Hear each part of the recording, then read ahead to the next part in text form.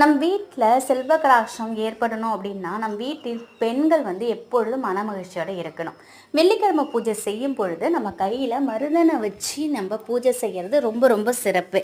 நீங்கள் வெள்ளிக்கிழமை அன்னைக்கு வழக்கம் போல் உங்களோட பூஜாரியை சுத்தம் பண்ணி பூஜைகளை முடிச்சுட்டு மஞ்சள் தூள் இருக்குது பார்த்தீங்களா, அதில் பன்னீர் ஊற்று குழைத்து வடை மாதிரி தட்டி அதன் நடுவில் தங்க நாணயம் அல்லது வெள்ளி நாணயம் ஒன்றை நடுவில் வைங்க. இப்படி எதுவுமே இல்லைனாலும் பரவாயில்ல, ஒரு ரூபா நாணயத்தை அதன் நடுவில் வச்சு ஓம் மகாலட்சுமி தாயாரே போற்றி அப்படிங்கிற மந்திரத்தை நீங்கள் ஒரு 108 முறை சொல்லுங்கள். ஓம் மகாலட்சுமி தாயே போற்றிங்கிற வார்த்தையை 108 முறை சொல்லுங்கள். கிழக்கு பார்த்தவாறு அல்லது வடக்கு பார்த்தவாறு உட்காந்து சொல்லுங்கள்.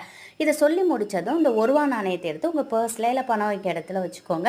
மஞ்சளை டெய்லி முகத்துக்கு தடவி குளிங்க. அப்படி உங்களுக்கு முகத்துக்கு தடவி குளிக்கிற வழக்கம் இல்லைனாலும் நெத்திலையாவது வச்சுக்கோங்க. ஆண்கள் செய்யும் பட்சத்தில் ஆண்களும் நெற்றியில் இதை எப்பொழுதும் வச்சுக்கலாம். இதே போல் செய்யுங்க. மகாலட்சுமி அவர் பரிபூர்ணமாக கிடைக்கும்.